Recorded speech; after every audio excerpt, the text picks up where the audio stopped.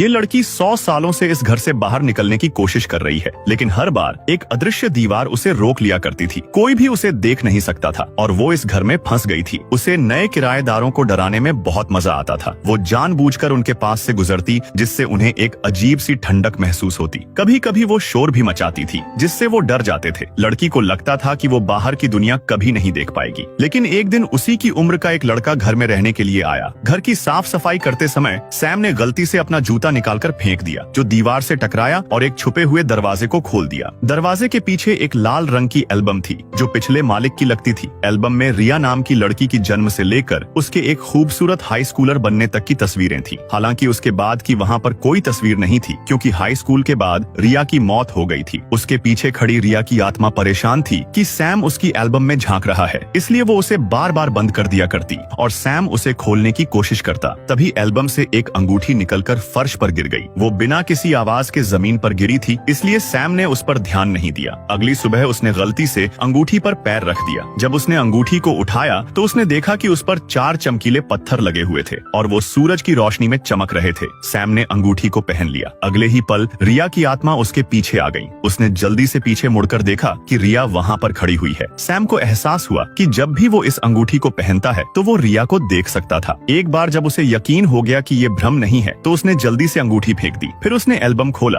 और देखा कि एल्बम में खड़ी लड़की वही भूत है, जिसे उसने अभी अभी देखा था। इससे पहले कि वो कुछ सोच पाता, अचानक से वो अंगूठी हवा में तैरने लगी।